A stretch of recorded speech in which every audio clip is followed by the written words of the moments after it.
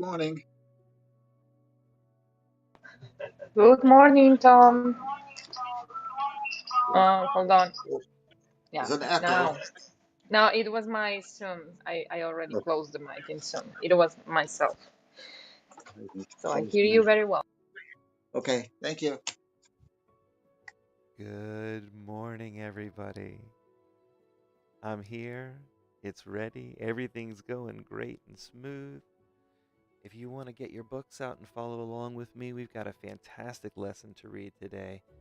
It helps to see it sometimes, and so at the top of the stream, we'll post the video you can watch live on YouTube if you want, Twitch, or in our Facebook group. And we keep the conversation going there all day long. That's where we post kind of links and support and stuff like that. So eventually up at the top, we'll have the CourseInMiracles.live website, and all this gets streamed out to there every morning. So here is lesson 228. God has condemned me not. No more do I. Give me 1 second. I'm going to walk over here and get my book.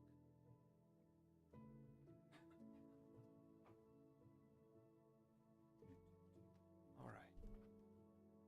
Dad, do you have your purple book on you? That's what you're looking in on, right?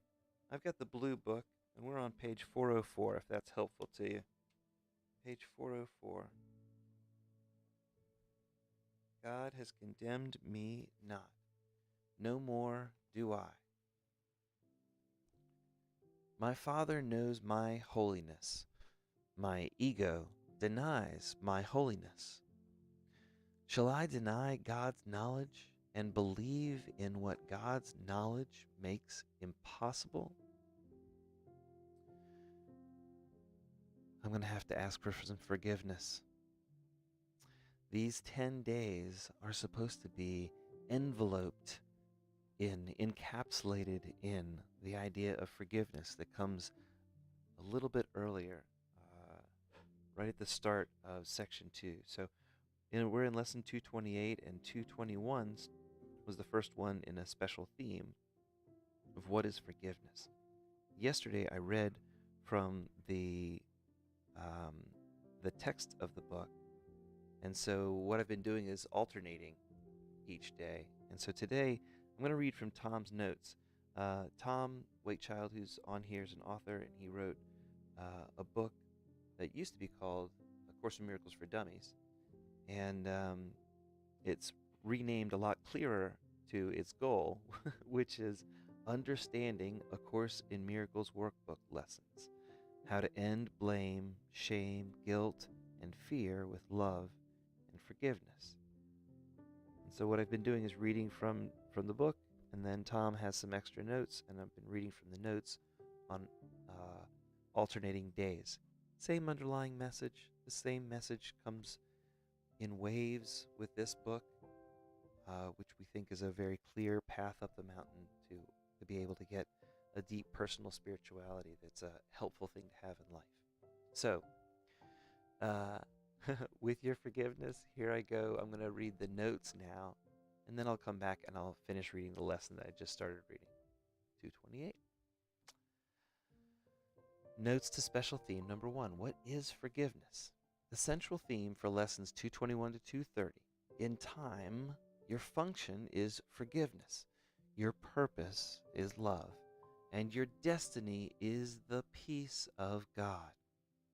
Since forgiveness is your function, it's important to know what forgiveness really entails. True forgiveness recognizes that what you thought your brother did to you has not occurred. It does not pardon sin and make sin real. Forgiveness sees that there is no sin in the first place. Sin is the false idea about God's Son. Sin assumes God's Son could be different from what God created as your big S self, your higher self, your Christ nature. Forgiveness merely sees the falsity of the erroneous beliefs your ego has assigned to God's Son and lets those beliefs dissipate. Forgiveness drops the ego's belief that the body is your home and protector. What remains to take the place of these false ideas is the truth that reflects the will of God. The key distinction between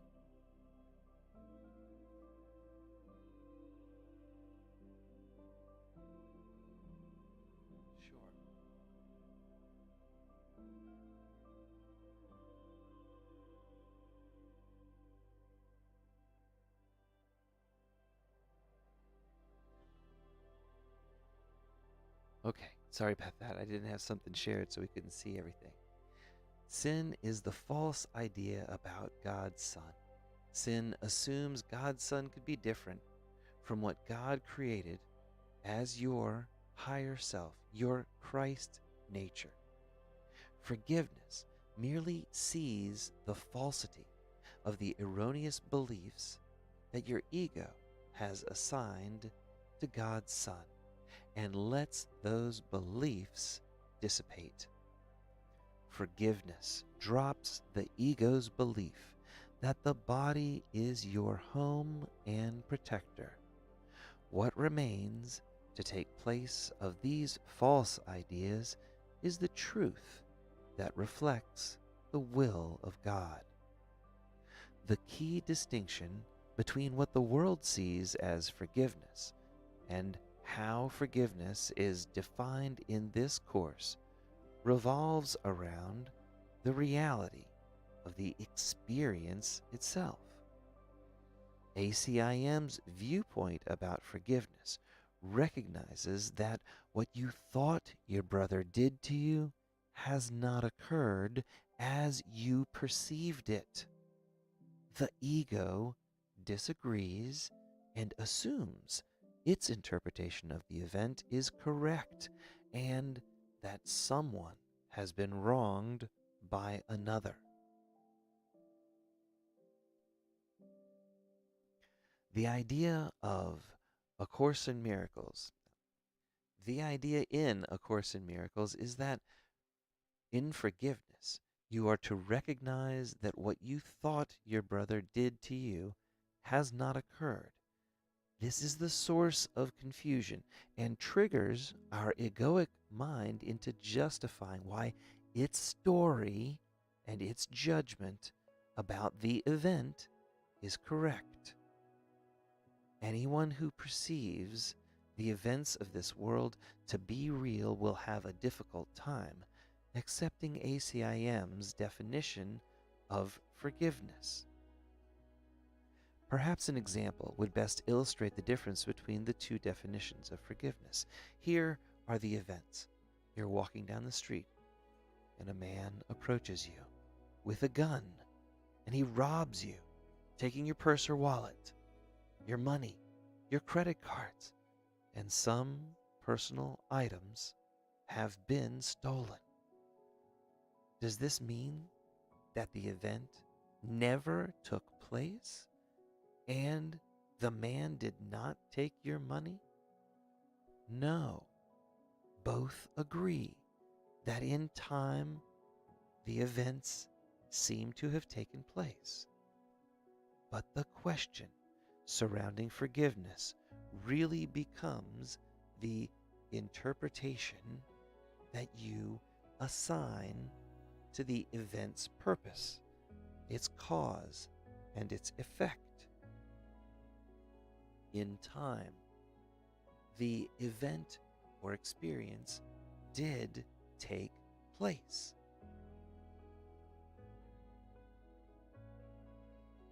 Your story or recollection about the event may not depict exactly what took place,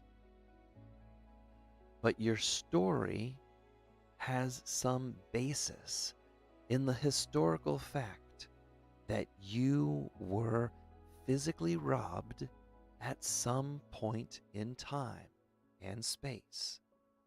ACIM does not ask that you deny the occurrence of the physical robbery. Instead, it asks that you reframe your narrative about what the event's purpose, cause, and effects actually were. In our fear-based world, the need for forgiveness rests upon the belief that there are actual victims and victimizers. It claims that the events in this world can change what your true nature actually is. Our ego's main purpose is to confirm its belief in separation. Our ego's primary function revolves around subdividing the whole into imaginary autonomous entities and falsely assigning causative powers to those parts that can then change the reality of the whole. The role of the ego is to determine when these outside forces have changed another and to judge the impact of that influence as either good or bad. Our egos are big judging machines that are designed to assign blame, shame, and guilt based on its own internal view of justice. Our ego then argues for the correctness of its viewpoint and demands justice be served through a system of rewards and punishments administered to the supposed causative agent. In the world of the ego, there are real victims and victimizers, and the ego's function is to determine between the two. Your ego is the sole judge, jury, and prosecutor of its world. Your ego claims to be the ultimate arbitrator of truth. It judges events and circumstances as it sees fit and then insists that its interpretation is correct.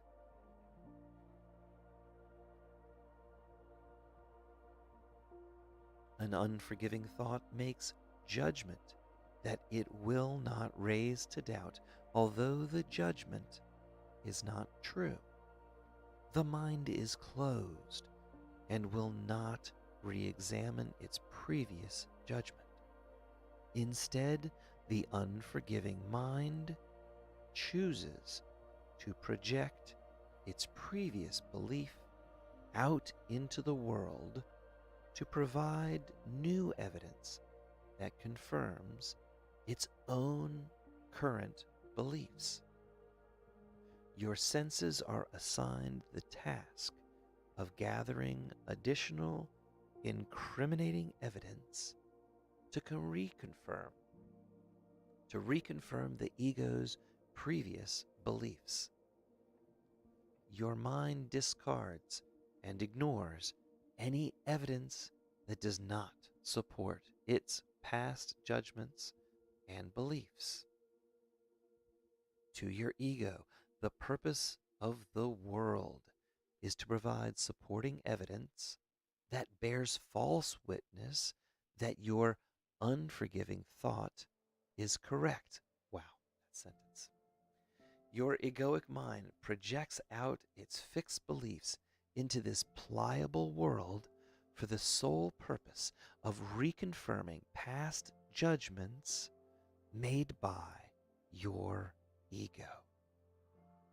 These fixed projections serve your egoic mind's predetermined goals and provides stability for your pre-existing world view. I'm going to take a second and highlight this. I got to hold on to that sentence. Man.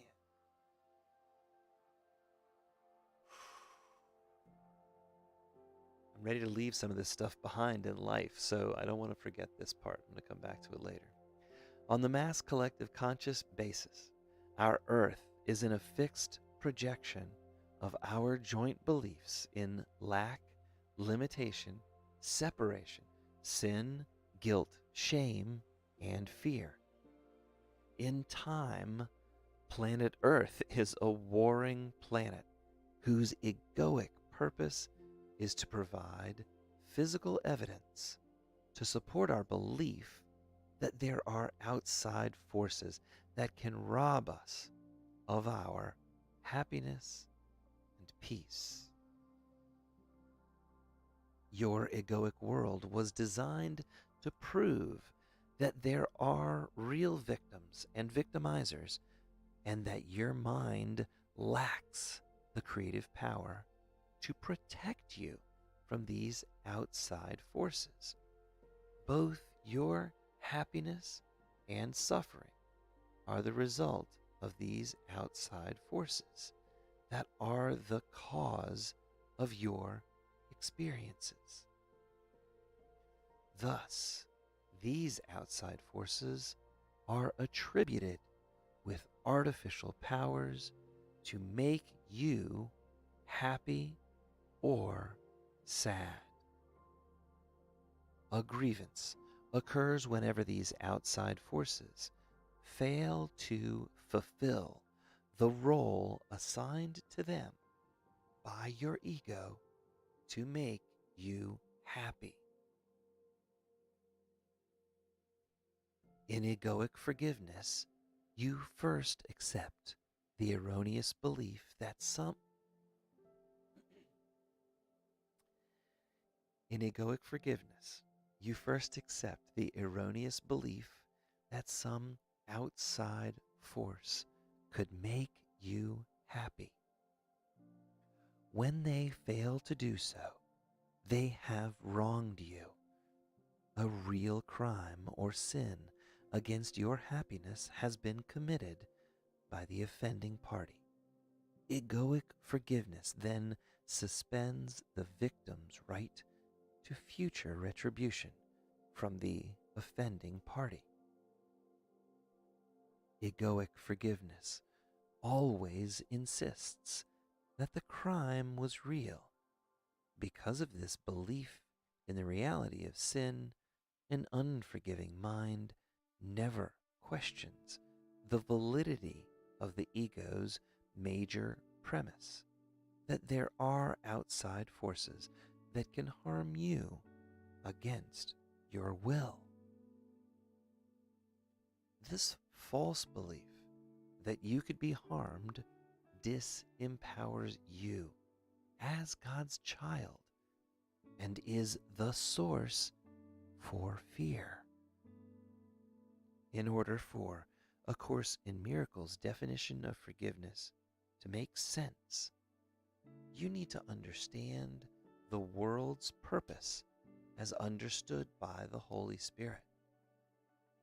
The Holy Spirit takes the ego's world that was made to support our belief in lack, limitation, and separation and changes its purpose. To the Holy Spirit, the purpose of this world is to teach one lesson and thus reawaken sleeping minds to the truth of who they really are. The Holy Spirit uses this world to teach us this lesson. You are not a body. You are free. You are still as God created you. In time, nothing sources your experience but yourself, and nothing can affect you unless you choose to allow it. ACIM's definition of forgiveness aligns with the Holy Spirit's purpose for this world. It acknowledges the fact that you are not the body, and that nothing in the world of our imagination has any ability to change the truth that we remain as God created us. ACIM's definition of forgiveness recognizes that you are free. Freedom allows us the option to be what we really are, or to pretend something we are not. Freedom allows us to imagine anything we want in perfect safety. Although the illusions appear real to the dreaming mind, our fantasies have no ability to change our reality. The dream of sin has no lasting consequences. Awaken from the dream of separation, and you remember your sinless nature and reconnect to the one self. The illusion of time and space provide the game board for our mind's imagination. In time, we imagine an event that we desire, and we gain the experience and learning lessons that we wished the event to provide. Yet, being a play school, these events have no permanent consequences that could change the truth of what we really are. They are only designed to reawaken us to the truth. This world of form provides a game board in which we can have specific examples which help us demonstrate what love would have us do in a world of seeming hate and fear. We get to hone our skills and learn about an attribute of love called forgiveness. In heaven, you could not learn about or practice forgiveness, since there's nothing that would require your forgiveness. It's perfect. In heaven, forgiveness serves no function, and the term itself becomes meaningless. If you want to learn or practice the attribute of love called forgiveness, you need to find a practice field where hate and fear seem real. This fear-based world provides a play school for forgiveness. In time, you are not a body, but you are mind or spirit. Being a child of God, you are endowed with the creative power of mind. A Course in Miracles definition of forgiveness reflects the truth that your mind is the creative source for your experiences. There are no outside forces that can steal your peace or make you unhappy. Your grievances are predicated upon your ego's erroneous beliefs that you are limited and another could harm you or make you happy. Everything you experience in time is sourced by your mind's own fertile imagination. Nothing happens without your secret wish to experience that event. We seek problems because we need the pearls of wisdom that those experiences are designed to teach. True forgiveness recognizes that there are no victims or victimizers. We are all willing participants on this game board of time and space. True forgiveness reestablishes the causative nature of your own mind and reestablishes the truth that you, as the dreamer, are 100% responsible for your own dreams. You are the scriptwriter, director, and editor of your own plays. You should not blame another for being an actor in a play of your creation.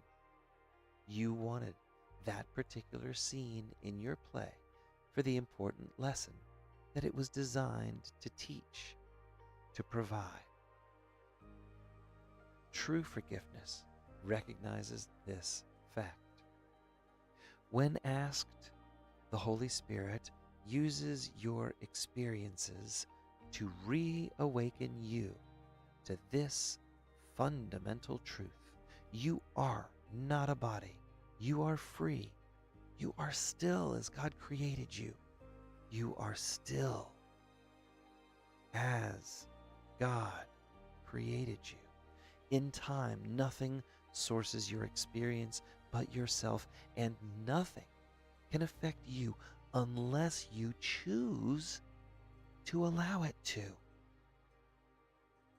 When you forgive your world, you acknowledge the truth of the above statement and reaffirm the sinlessness of God's Son.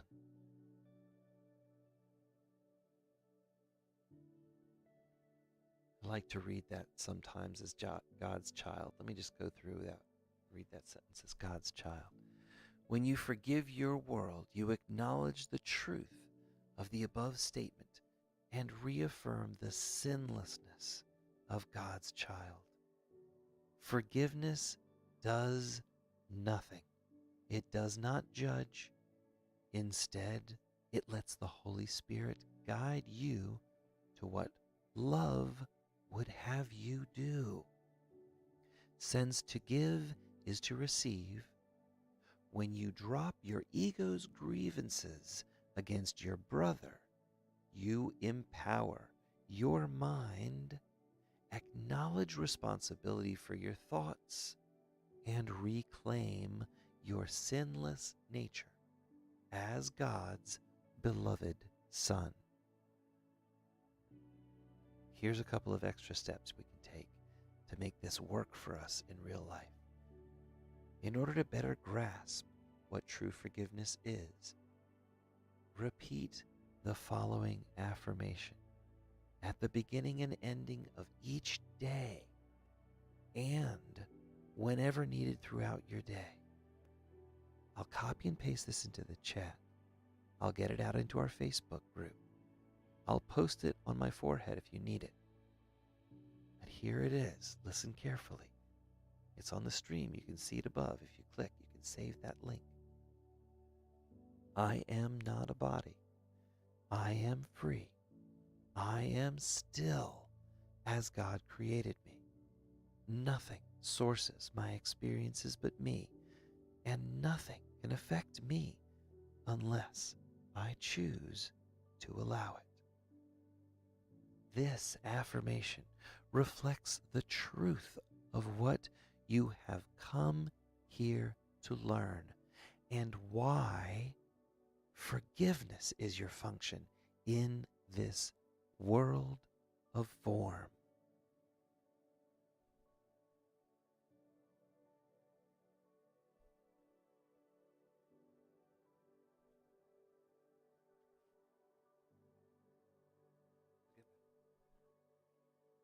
I'm going to read the lesson now, and we've got questions afterward, so I'm ready with those.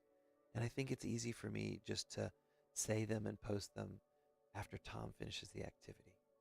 So just to help level set us where we're at 7:02, and I hope you guys are ready for a beautiful Tuesday morning. We're here, and I am super grateful to be able to read this book to you. This is the experience of my life, and I feel like a calling for me to be able just to come here and be able to do this.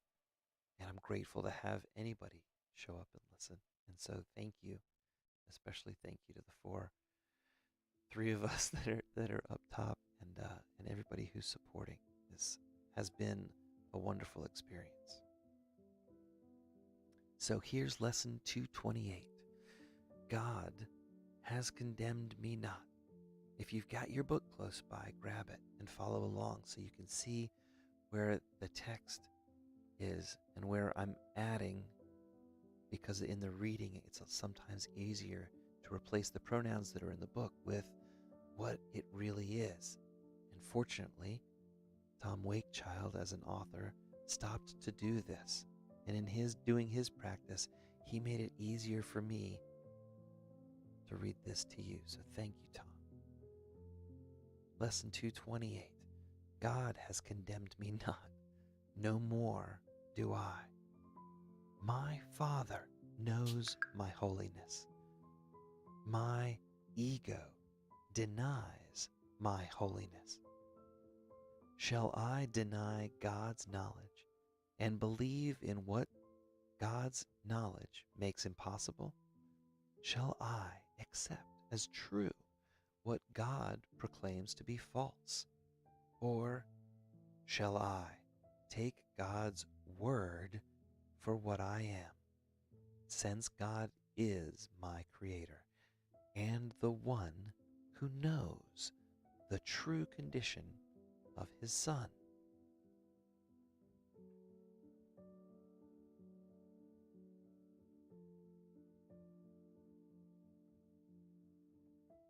Father, I was mistaken in myself by following the thought system of my ego, because I failed to realize you alone are the source from which I came. I have not left God, my source, to enter in a body and to just die. My holiness remains a part of me, as I am part of God, my source. I have to contain a bit of my source.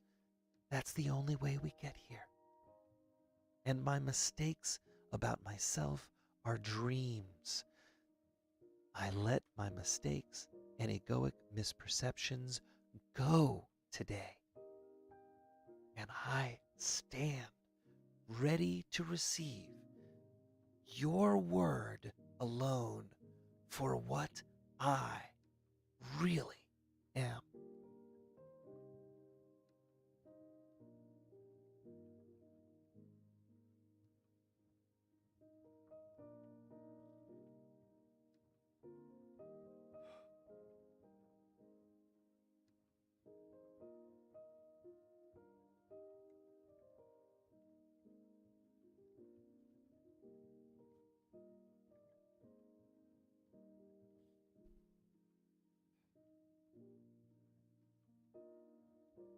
God has condemned me not. No more do I. Like begets like. God is your source, and thus you must be holy. God knows that you remain part of the one self. God has never condemned his creation, so why would you? Your ego denies your holiness and claims its egoic fantasies have changed God's reality. Who is more likely right, God or your ego? Let us not question or doubt God's knowledge and authority. And that's the end of the notes for lesson 228. Tom? Yes. Thank you, Lee. This lesson, of course, the overall theme again is forgiveness. And the focus of today's idea on forgiveness is God has condemned me not, nor do no more do I. I think it's important, and today I'd like to kind of discuss a little bit about what our real problem in this world is and how to go about solving problems in general. So we could take uh, this idea and apply it to any problem that we perceive in our world or in our lifetime, and it will apply. The most important thing is to identify the source of the problem. Until we can identify the source of the problem and what is really causing the problem, we can go about being very busy and being very active on what we perceive to be working on a solution to what we thought was the problem, and yet never get the problem solved. Course in Miracles says that in this world of time and space, the general thing that we tend to be is we tend to follow the egoic voice, which is seek but never find. And why it says that we tend in time and space to be seeking, and we'll just use the word happiness and peace or our salvation. We tend to be seeking that in a place it cannot be found. Course Miracles says that there was no problem in wanting to play on the game board of time and space, the world of perception, the world of individuated perception in which we appear to be autonomous uh, entities that have their own separate existence. That wasn't the problem. The problem was when we forgot to laugh, which in another way of saying it was when we thought that the game board that we were playing was our true reality, when we forgot what our true nature was, and that we had only come here to play, experience, and hone our skills in demonstrating what unconditional love, how it would behave in a world of seeming hate and fear. And so the Course says when we forgot to laugh, we made this world appear real. And then, of course, the belief in that led to all other kinds of beliefs. And we try to solve the problem in a place where it cannot be solved. We make the world appear to us, the world is real, and therefore we try to solve the problem in this world, which is a game board that we've just created in our own mind. So, like, our ego will tell us that we need to fix the world, solve the world, uh, make this world a place of perfect harmony.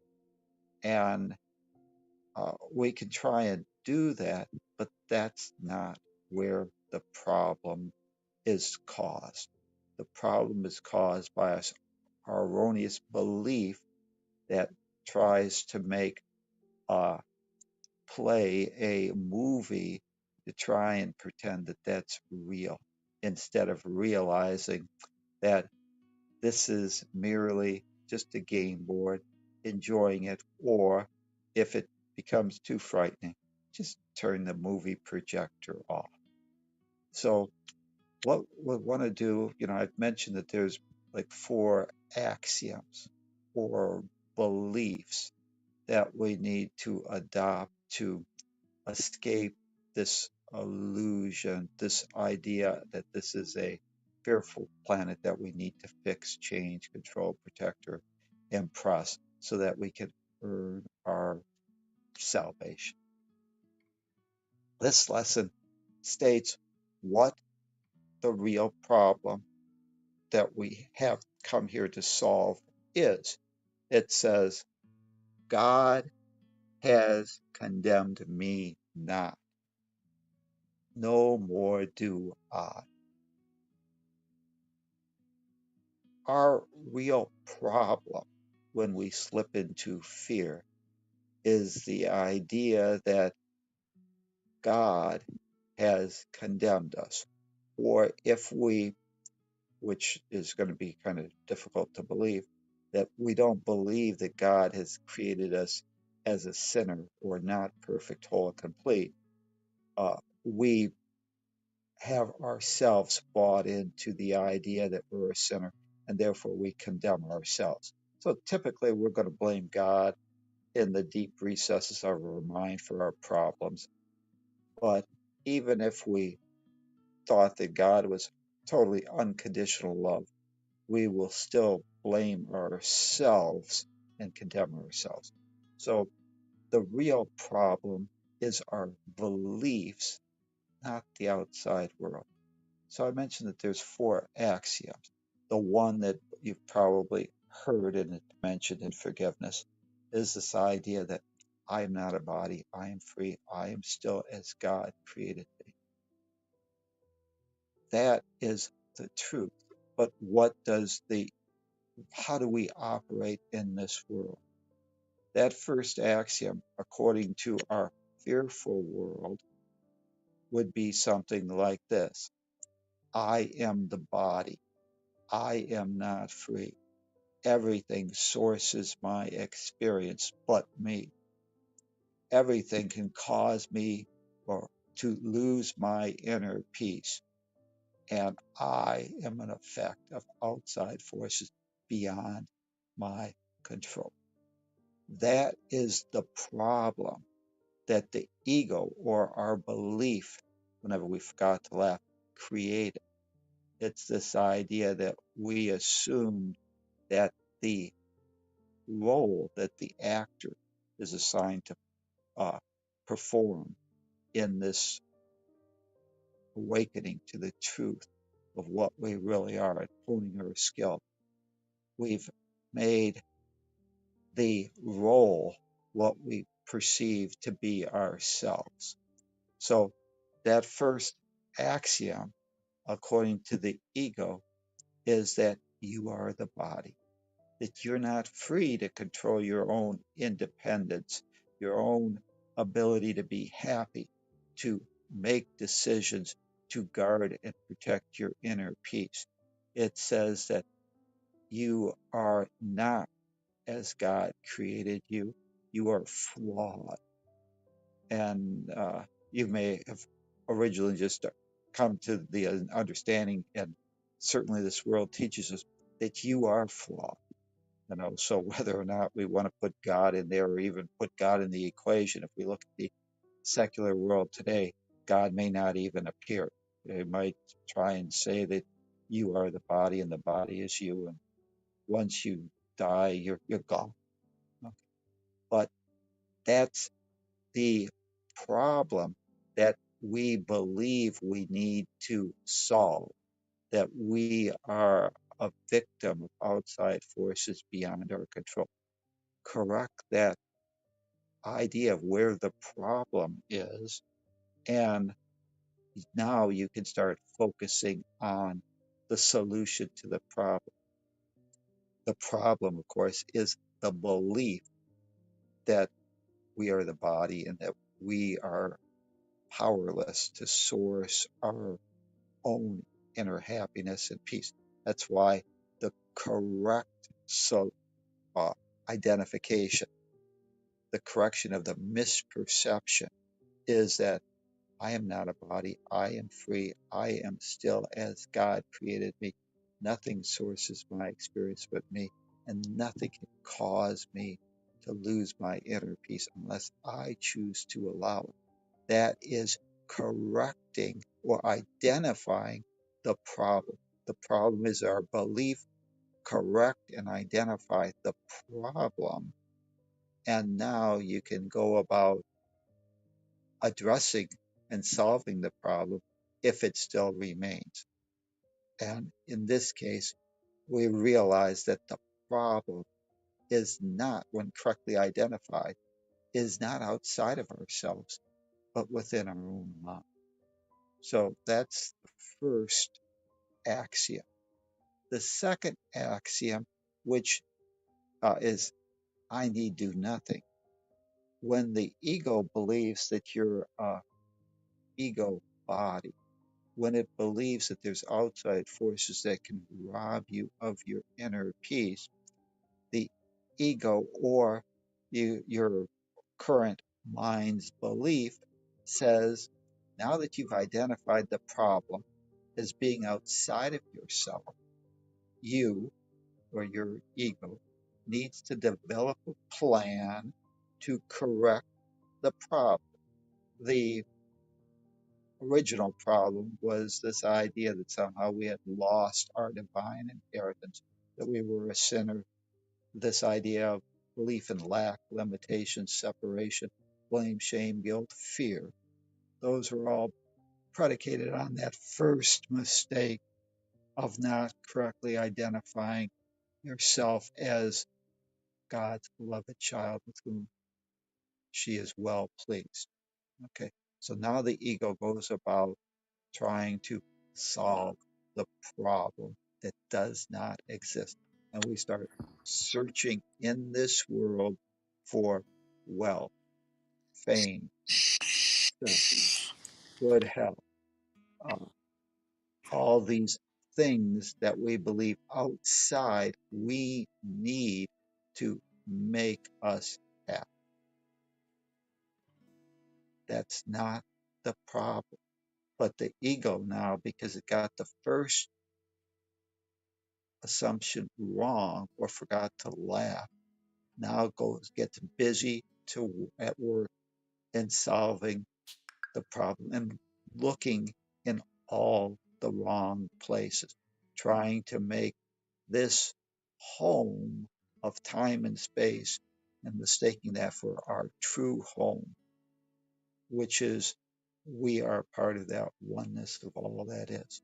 So that second axiom, I need do nothing, means that once you realize that God has not condemned, and once you realize that, you give yourself permission to not condemn yourself, to forgive yourself for your misunderstandings, your misperception of what you really are, what the world is. Now you don't need to do anything. You need to just say, this guide, this higher self, Holy Spirit, what would you have me do? What would you have me say? And then just follow those rules. Realize that this whole world is designed, as we've reframed it, to help reawaken sleeping minds to their spiritual magnificence. And that's what you've come here for. So we don't have to have our own egoic plan. All that we need to do is to ask for guidance and follow the script, knowing that we're playing roles assigned to us to help all reawaken to that truth. So there's no blame, shame, or guilt with any roles that any party seems to be playing in this particular act or scene in this world of time and space. Ultimately, everybody, when the play ends, when the movie reel is over, we're all back where we belong in the truth, or what the Course might call heaven. That's just your state of mind. It's not some physical place. The next axiom, okay, is that I do not live any ordinary moments. With each breath, my experiences are the stepping stones laid before me by God to guide me home. Therefore, I bring awareness to each moment and allow it to teach me how to forgive, how to embrace, how to love, and therefore how to live fully. Again, our ego, because of the first uh, misperceptions of what we are and believing that we have a plan, the ego's interpretation of this axiom would be something that I basically, rather than every moment being extraordinary, everything is the same old, same old. It's a repeat of the past. There's plenty of ordinary moments because I screwed up in the past and I'll continue to screw up in the future and the present. And your now or your present moment just becomes a replay of the past. With each breath, instead of my experiences as being stepping stones laid before me by God to guide me home, I believe that my home is this planet Earth. And therefore, if there's anything that these experiences are designed to do, is to uh, make me some money or get me some type of limited happiness or get my supposed needs met in this world.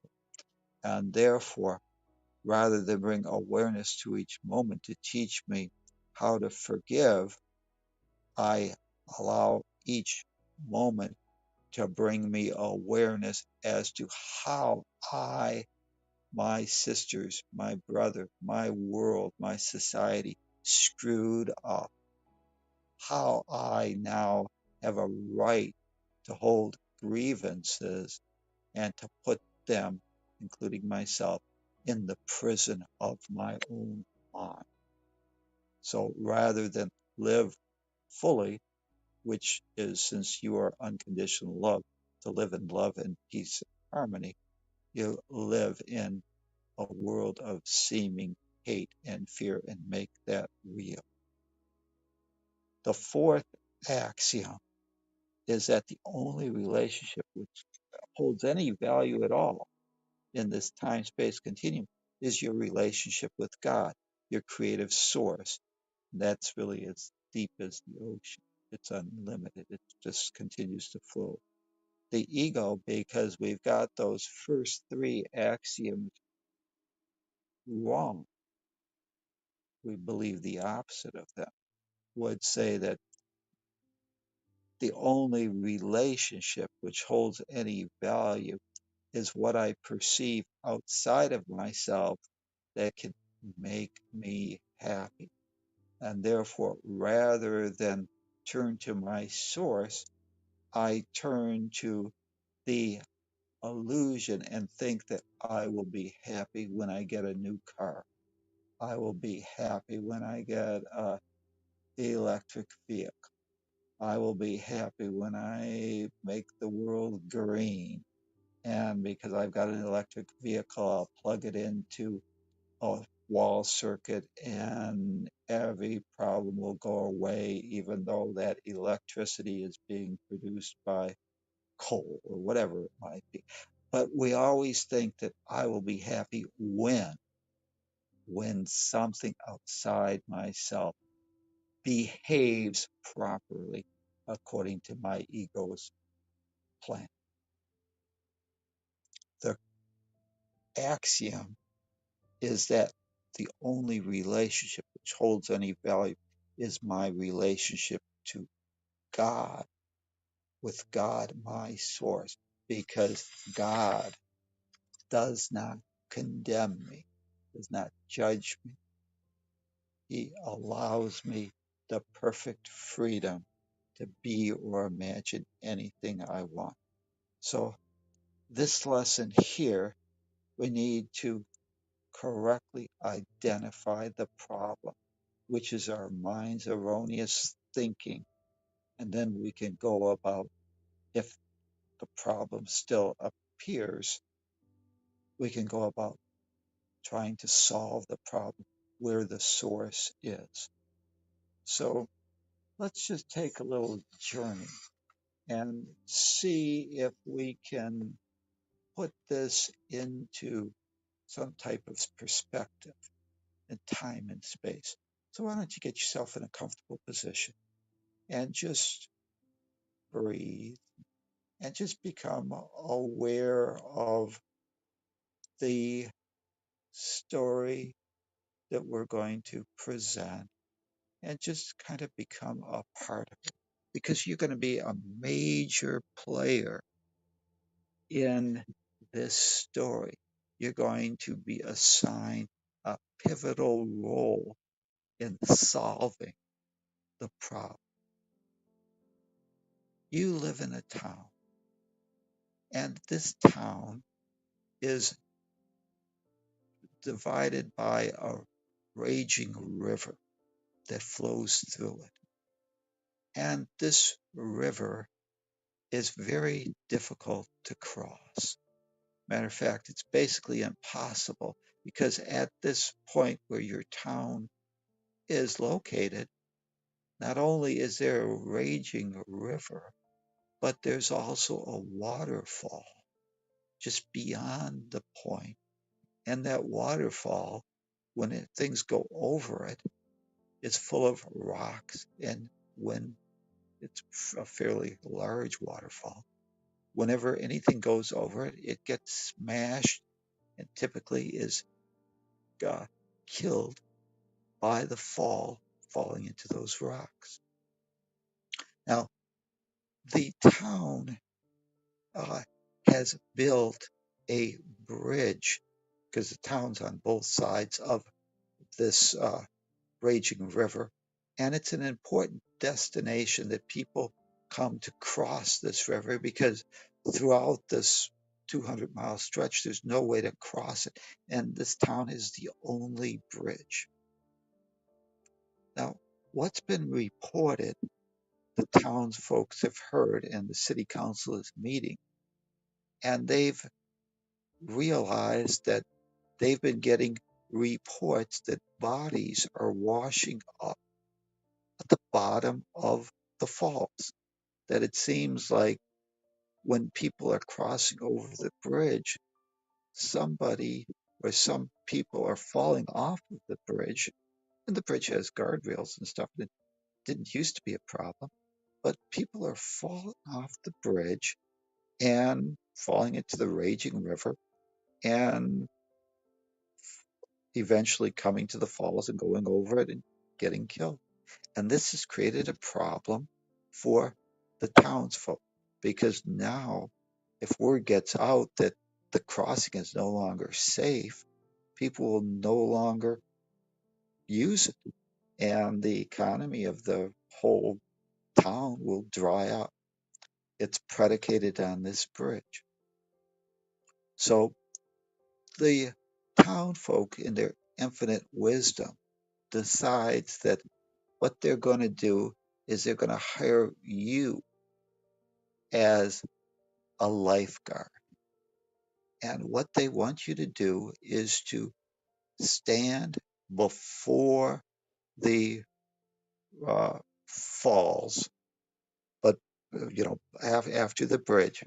And if you see anybody in the water, you're to throw them a lifeline and try and pull them to safety before they go over the rocks and get crushed, get killed by the fall. Now, you've been set on that job, and you get to be pretty good at it. As people are in the water, you throw them the lifeline, and you're able to do, maybe to save maybe 3 out of 10. So that's pretty good. And actually, you've been actually received a number of rewards as being such a great lifesaver, that you've solved the problem into the fall, throw them the line and bring them to safety. But today, for some strange reason, you tend to look up at the bridge itself. And there on the bridge, you see that as some people are walking across the bridge, there's a person standing on the bridge, and every once in a while, they push somebody off the bridge.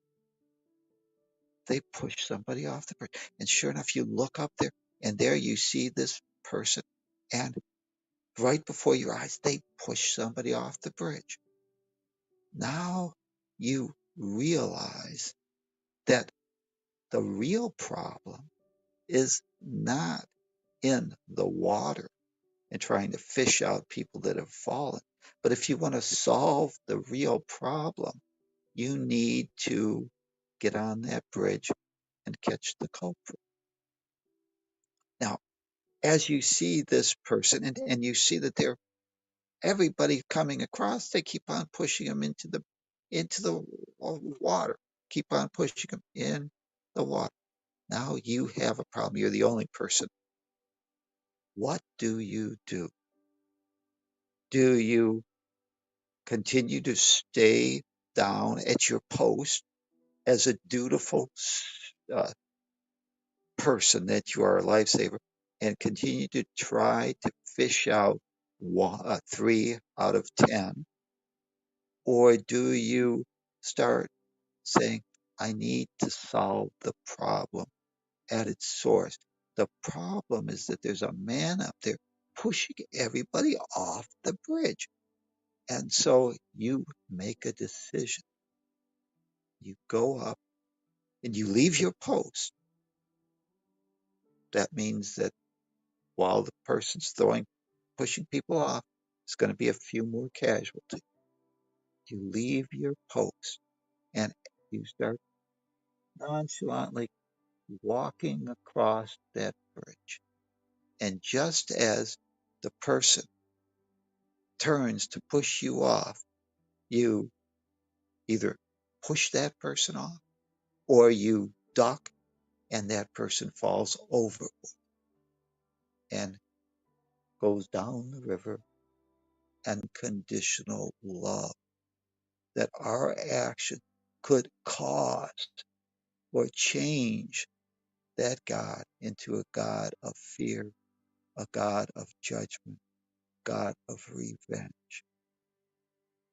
Our only relationship of consequence is our relationship with God, our source.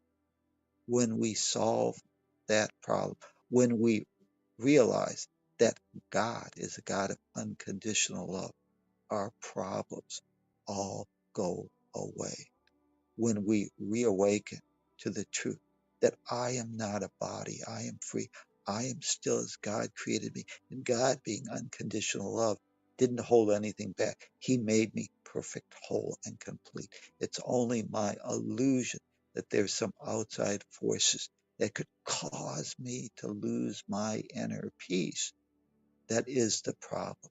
God has given me the freedom as its beloved child to demonstrate what we really are or to pretend and play in the game that perceives ourselves to be limited. But he's built a play school so that even if we mistake our body for what we really are, that game token, and it gets smashed on the rocks, we still exist because it's just an illusion, a fantasy. You are not the body. So you, as decision maker, can decide that you will not condemn yourself anymore for playing in this time and space. You can play your role in perfect safety, knowing that everything is going to unfold perfectly. If it appears that it's not perfect, then obviously we haven't come to the end of the play, the end of the movie. We're only at Act 42, and we know that we must awaken to the truth. Why? Because God has not judged me, made us perfect, whole, and complete. You are God's treasure. No longer do you have to do anything.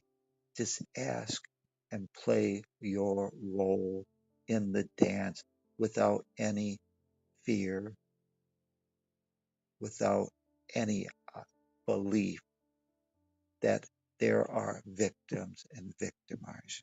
We're all volunteers here playing our role of reawakening. All teachers, all students, all playing our role perfectly in this grand dance of reawakening to the truth. So we need do nothing.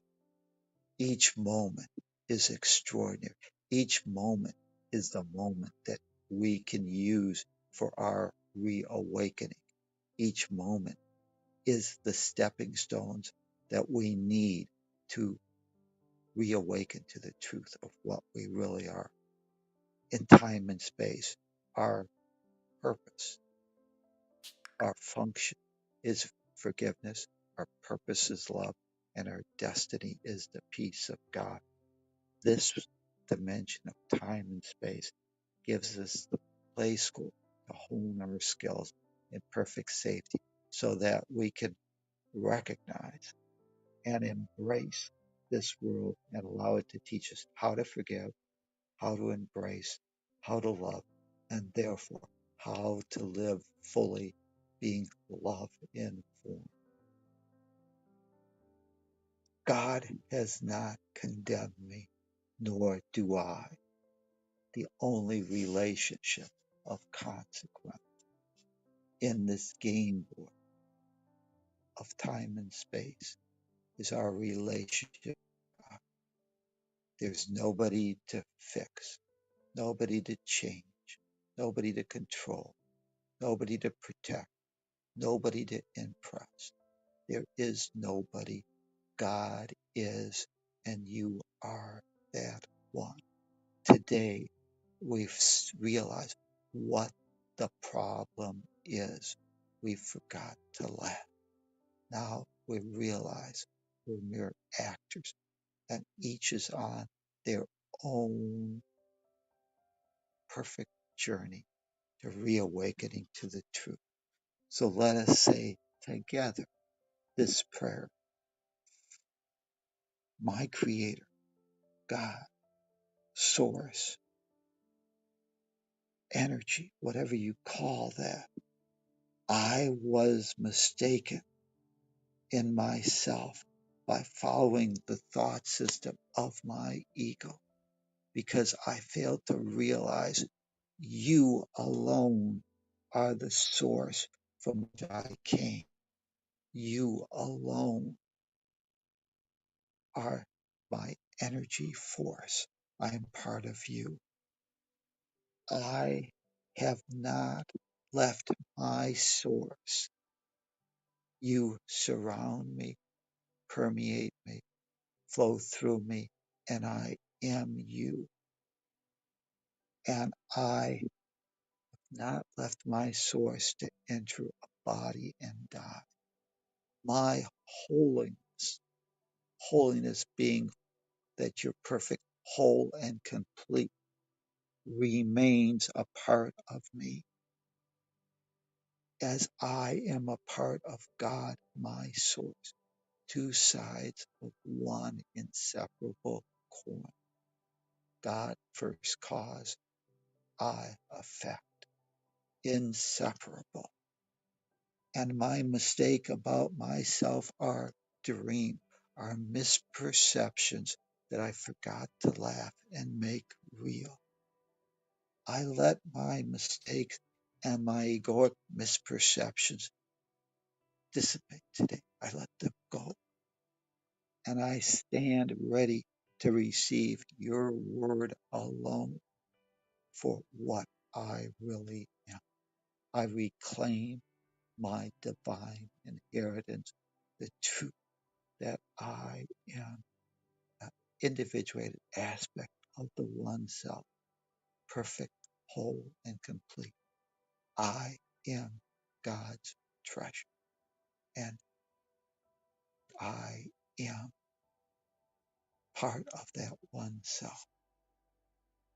Today, as decision maker, make that decision to realize that God has not condemned you, and give yourself permission to forgive yourself for all the misperceptions that you experienced in the past when you misunderstood the problem and thought that you were a sinner, that you lacked, and that you needed to do something to recover your divine inheritance that had never been lost.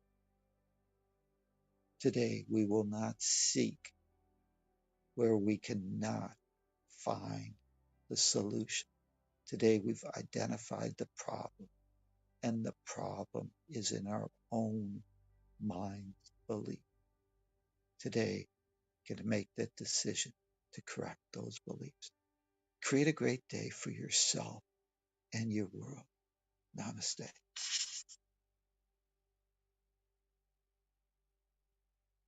Thank you very much, Tom. I appreciate that guidance.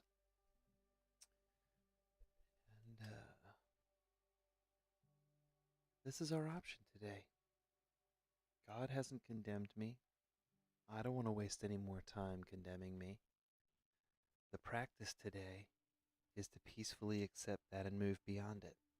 This morning, as I was waking up, deciding what I was going to do with my day, how I was going to plan my next just little bit, I was reminded of a story I heard. I live up in New England, close to Boston, where they have the Boston Marathon. It's been run for over 121 years. This year's going to be 122. It's the longest running marathon. Long time. Might not have the number correct, but it's over 100 years. There's a lady, a grandmother, who runs it, and she's described the way that she makes it through the marathon.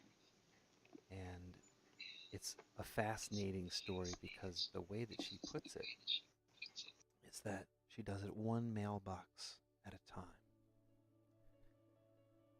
And when I was growing up, I went into the 12 steps, and we did it one step at a time. And there, sometimes it's one day at a time. Sometimes, honestly, it's 1 minute at a time. I can choose to be peaceful in that moment. I can choose to focus on a cycle of thoughts that are going to raise emotions, or I can choose to let that cloud pass by. That's the choice of the experience, that's the source of my experience. Today, by coming back to forgiveness, I alleviate the need for those thoughts in the first place. I give my ego a pass because I can forgive it away. Thankfully, through this course, I've got more of a separation from those egoic thoughts, or rather believing those egoic thoughts are me. That this is what I'm made up of. I'm constituted of these thoughts. These thoughts are not so super. I don't really like that. So I can be quiet. I can quiet down my thoughts. I do it through breathing. Find a practice, a mantra, some kind of positive thought cycle you can use to replace the negative thoughts with. Forgiveness helps. That is what you are doing, is coming back to source and asking for guidance from that level. And so today I pray you'll be successful. God has condemned me not, and no more do I. I'd love to hear what everybody else thinks too. Thanks for joining us here. Appreciate it. Right on, Lee. I think the lesson is a fabulous lesson, and I want to come at this from a slightly well, another point of view. And the point of view is, every one of us has a choice as to where we want to put our point of viewing what's going on. How are we going to look at this? In the purple book that Robert Perry put together, that we refer to from time to time, this is lesson 228, he's got a very long footnote. And I read it yesterday, last night. I read it again this morning, and something just continued to confuse me about what's going on here. What is this really saying? And he points out in the footnote that the actual statement, God has condemned me not, no more do I, has a double meaning. And in light of what you just said and what Tom took us through, I want to make the following point. In the footnote, he talks about the idea of the condemnation is very similar. It's actually from the story of the adultery, the woman who's caught in adultery in John 8 in the Bible, and where all these people getting ready to stone her, and he says to the crowd, "He who is without sin among you, let him first cast a stone at her." And of course, all of them walk away, and he kind of plays this up to make sure we all get the idea here. Asks the woman, "Anybody here left?" And she says, "No one, no man, Lord." And of course, Jesus says, "Neither do I condemn thee. Go and sin no more." Well, if I take that phrase, I get confused a little bit, because aren't we talking here about the fact that nobody sins? And he's just said, "Neither do I go and sin condemn thee. Go and sin no more." I get this bundle of confusion. When I get a bundle of confused words that don't seem to work, I know it's time for me to stop what I'm doing and sit down and figure this out. But I can't figure it out. I guarantee you, we don't figure it out. The solution has to come to us. And the solution is a lot simpler than anything I can figure out.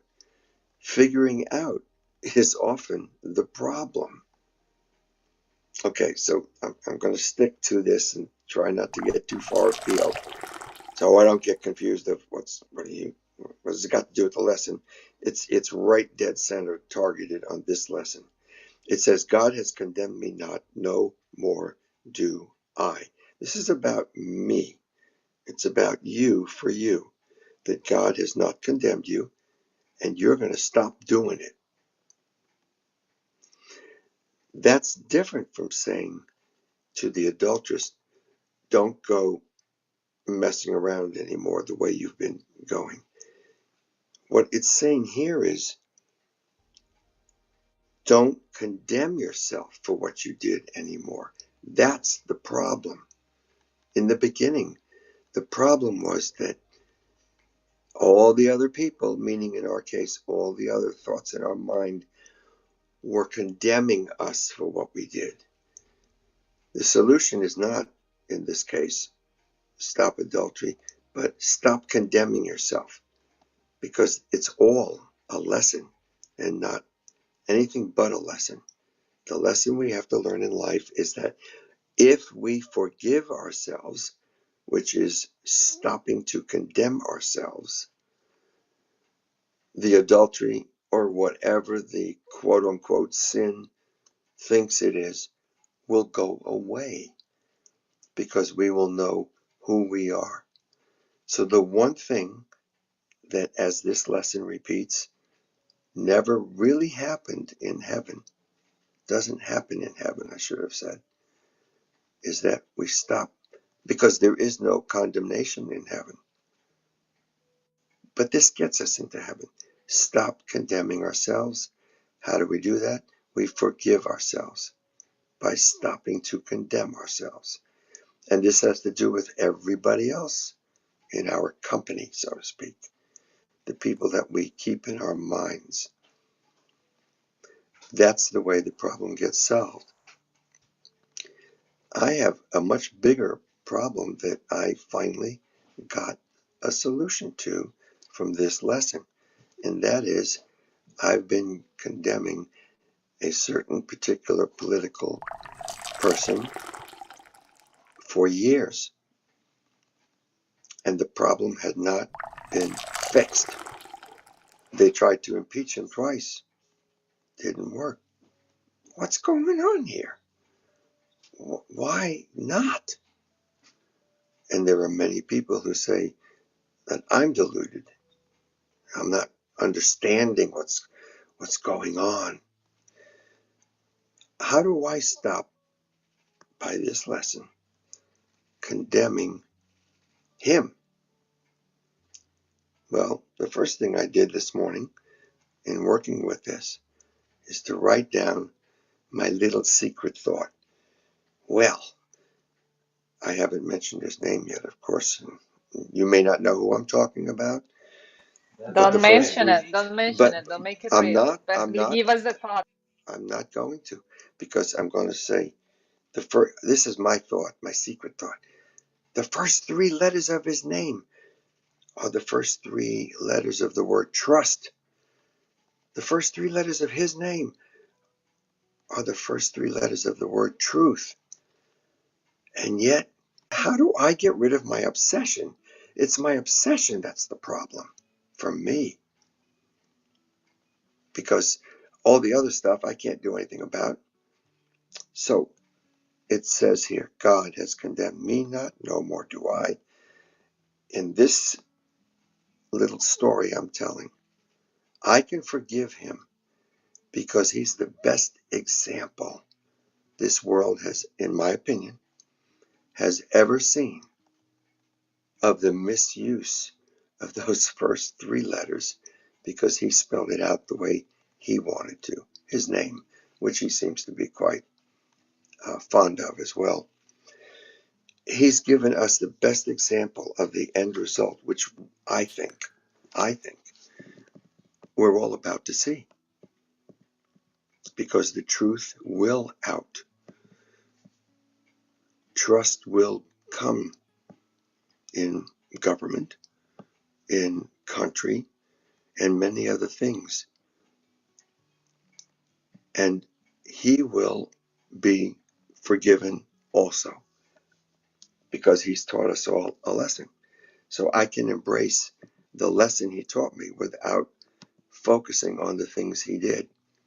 I need do nothing about those things. I need to work on my stuff. What's my stuff? Condemning not anyone, including myself, or anything.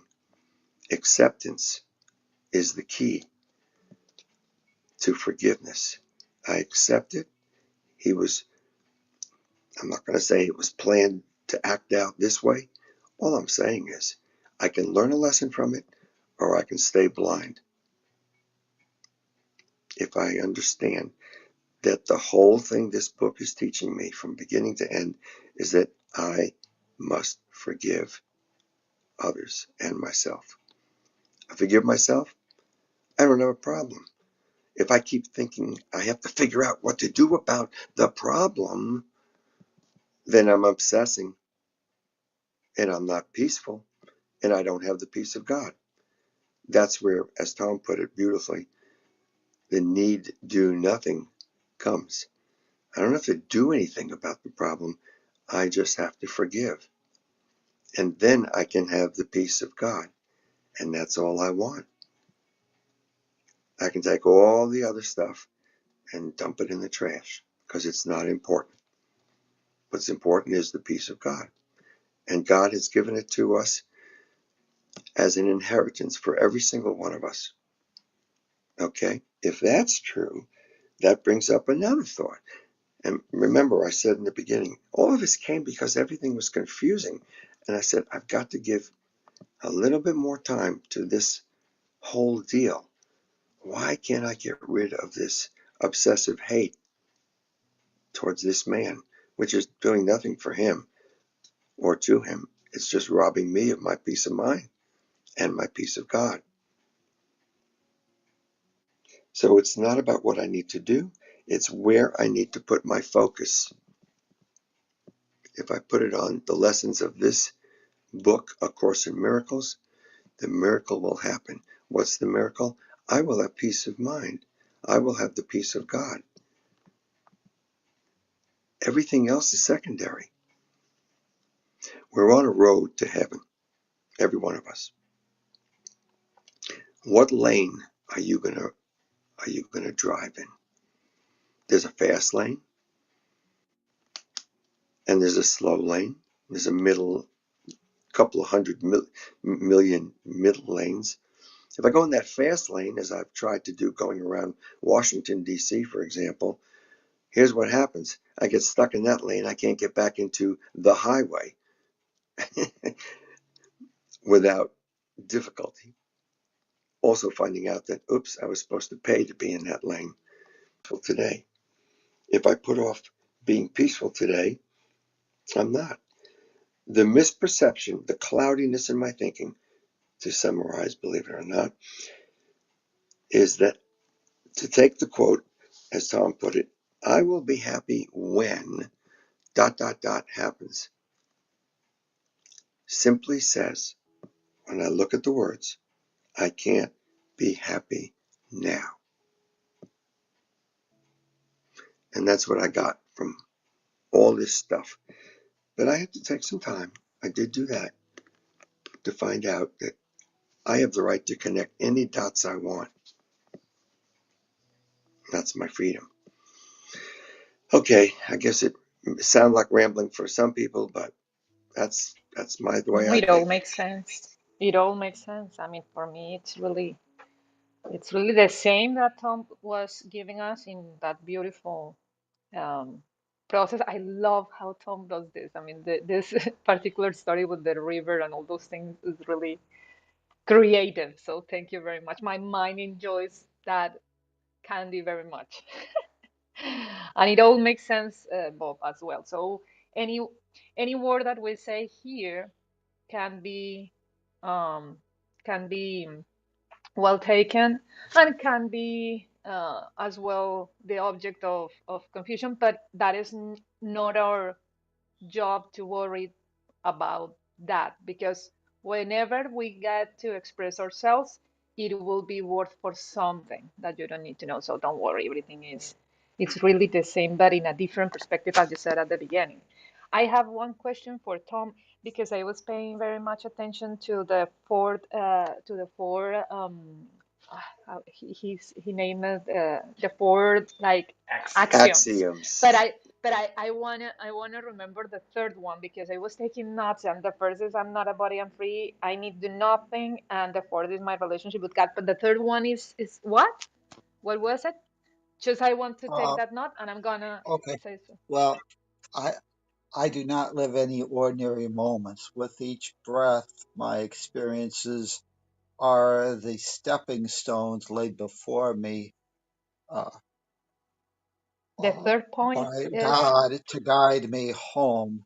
Therefore, I will bring awareness to each moment and allow it to teach me how to forgive, how to embrace, how to love, and therefore how to live fully.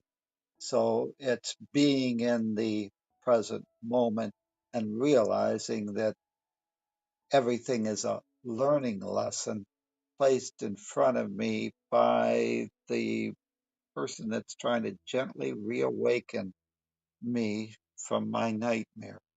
And that by embracing forgiveness, we will actually learn how to truly embrace and love and therefore live fully, which is being the uh, Yeah, it's like in saying the forgive. I human mean, space awareness to being. forgive.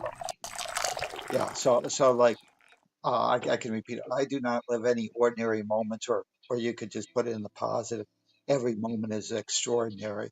With each breath, my experiences are the stepping stones placed before me by God to lead me home. Therefore, I bring awareness to each moment and allow each moment to teach me how to forgive, how to embrace, how to love, and therefore how to live fully. It's being in the present and being aware that you're a learner and just following that voice. That was too many. Lee, stop turning off my mic No, when it I'm was about It's to me making talk. an disturbing echo. you We're Oh, just trying to who, get because rid we of whoever the were turned it echo. off. Stop. we were having echoes. I'm sorry. Can can I ask Lee or Adriana to get it from Tom the four axioms, because there were four that he mentioned. The first two are not I am long, the and yeah publish it for us. the yeah I am not a body. I am free to I need do nothing. The third one, I mean, I didn't take notes of all the words, but what I got from that third point is that the presence that and the awareness that you need to have in each moment in order to just acknowledge the duality and forgive it.